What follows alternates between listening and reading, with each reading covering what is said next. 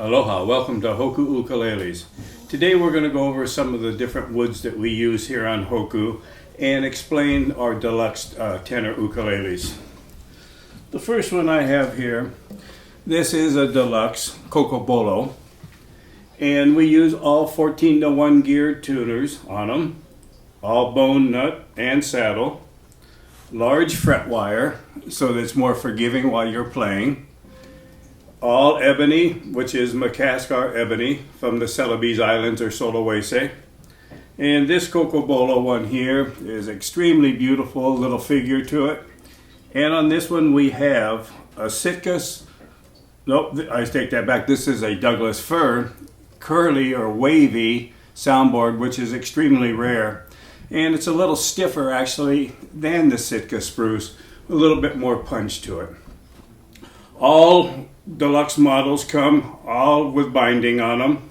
This one has a maple binding on it, abalone rosette, and all ebony or Madagascar ebony bridges. All of them have a light radius to the back, the same as a classical guitar, because basically your tenor ukulele is a baby classical guitar.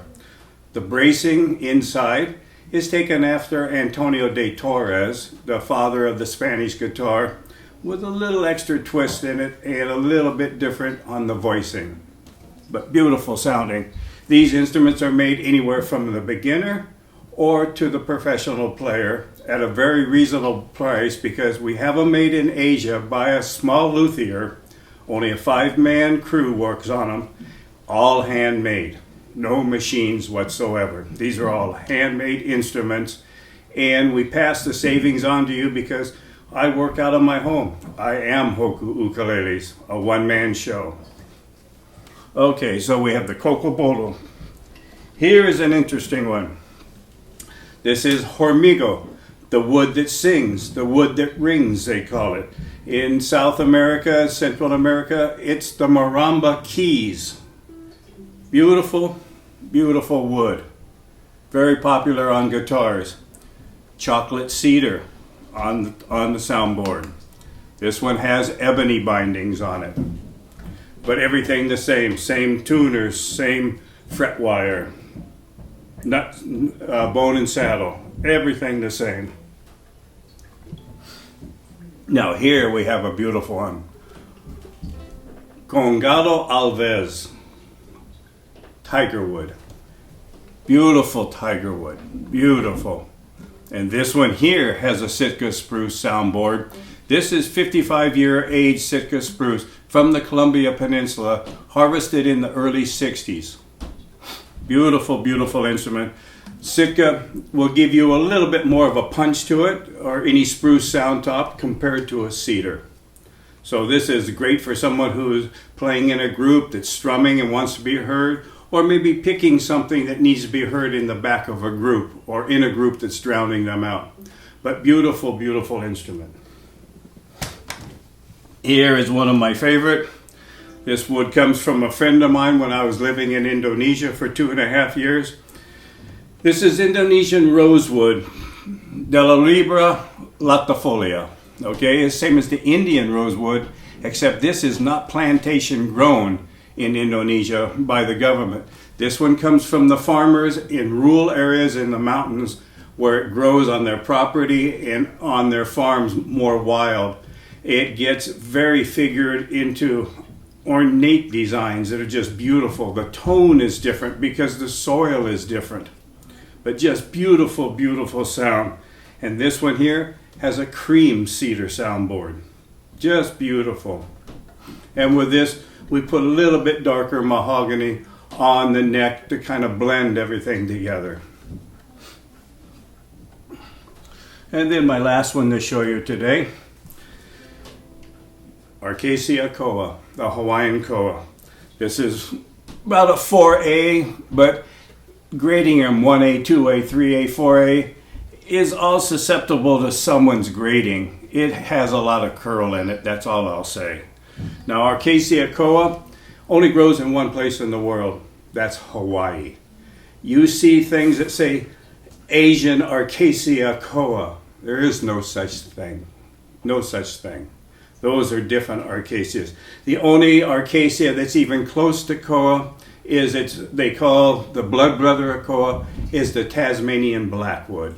Beautiful sounding. Many luthiers say that it's more beautiful than the koa in tonal characteristics.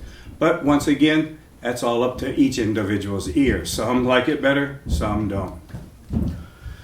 So we have 5 different instruments here, all beautiful woods, all beautiful tone.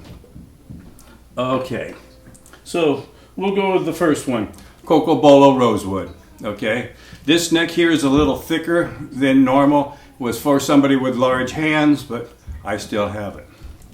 But it has nice tone to it.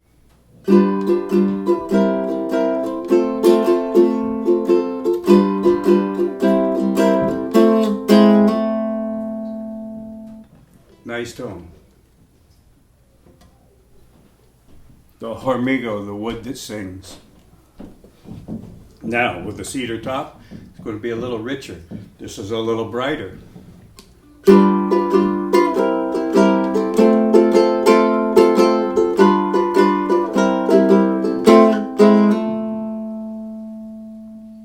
Sustain. They just keep going. Still going. Still. Great sustain in these ukuleles. The tiger wood. Remember, this one comes from Central America all the way down to the northern Amazon. This wood is found. This one, the Sitka spruce top on it.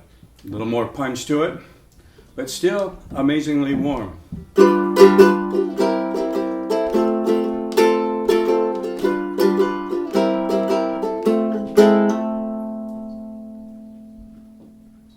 Still going. Okay, one of my favorite. Indonesian rosewood. Cream cedar top. This one just gorgeous tone, almost like it is a Spanish guitar.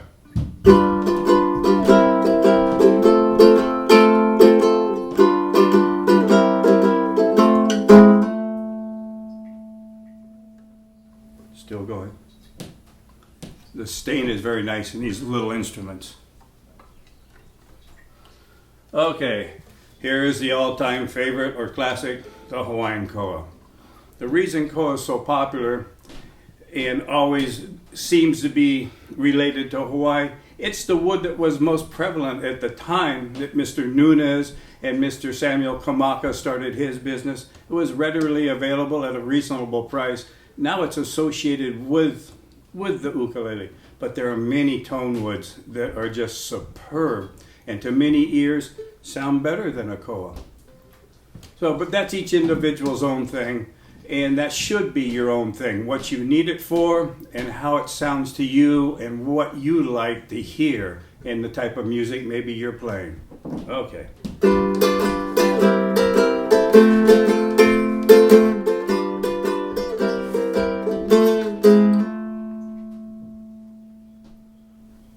Okay, now you've heard a little bit of the different woods. On some of these woods, the Indonesian rosewood, the tiger wood, the cocobolo, the hormigo.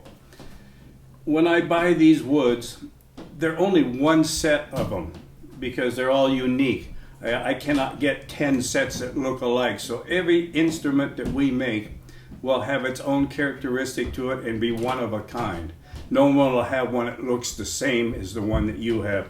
Koa can be a little different because you can pick out 10 sets of high curl, medium curl, no curl, and have them look pretty much the same unless you're changing around the color of a rosette that we put. And all of ours are all abalone on our deluxe model. You may be changing the color of that. But we basically keep everything for ours pretty similar. So I want to thank you for coming by Hoku today. If you have any questions, please send me an email on my website that you're on, or you can call me at my phone number, and you can ask me what I have in stock at the time because it's always changing. One month I'll have this, the next month I'll have these. and I'm always looking for different woods, and I'll put different combinations together for the tonal response that I'm trying to achieve. Sometimes I get it, maybe I don't, but we're always looking. We're not satisfied of living inside the box. We're looking outside for all the beautiful, beautiful tones that wood can create, and the different woods that aren't being used, because these are traditional woods that have always been used because they're always readily available and at a reasonable price. Your mahogany is famous for being one of the most beautiful sounding woods of all, but they were using the old Honduran. The newer stuff is a little different. I find that the Asian mahogany that I use, professional players are saying this is the tone of the old. If you had listened to the video that's on my site too of Mr. Kennyman playing, he has Asian mahogany that he is playing, the same Hawaiian vamp that I did, but a little bit picking in it, that you can hear the tonal characteristics of that. Very warm, very beautiful, romantic, sexy sound when you're playing bossa novas or a little classical. Flamenco, if you do any of that, you might want a spruce top, faster action coming out of the box, and you can actually set your action a little low to get a little buzz out of it, to get it raspy sounding, just like the gypsies used to do. But anyway, if you have questions, please contact me. I'll answer anything. Any pictures that you need, I'll try to take with a phone real quick and send them to your email to you to look at. The pricing, we're going to be changing a little bit. It's getting more expensive for the shipping and customs. Now everything's going up. But I'm going to kind of keep it as reasonable as I can. My ukuleles here, if I sell them at $700, go to a private luthier and get something like this with, oh, and I also have a 16-inch radius on all my fingerboards so that it's easier to do a bar and you get a clean sound. Not difficult. Your finger is curved, we put a light curve in the fingerboard, just like we do when we play our guitars. So, if you have any questions, please contact me. I'll try to answer them as fast as I can. I'm always, like I said, looking for different woods. And I hope this helps you a little bit understand Hoku.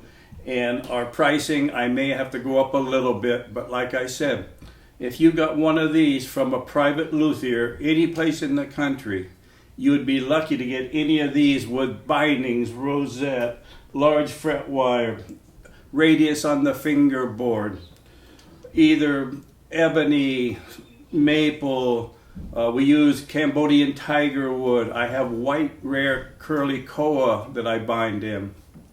Those would cost you, I'll be very conservative, $1,500, $1,600, all the way up to $2,500 to $3,000. These, I can do them, hopefully on the new shipment we'll keep the price way down. I can cut them in half of that easily because there's only me. I'm not paying rent. I'm not paying insurance to a person that owns the building. I'm keeping all the prices down. It's all about the music, the love of music, and the children, so that when they get good enough, the parents buy them an ukulele, they can buy them a professional quality sounding one, much, much cheaper than going to the private luthier. But there's nothing wrong with going to the private luthier. If he has the tone and the quality you're looking for, that's all that matters. It doesn't matter if it's a Hoku, it's got to be the right instrument for you. So with that, I'll say goodbye and aloha to you. And every so often we will try to get a new video put up for you so that you can see some of the new woods and hear them. From Hawaii, aloha. See you next time.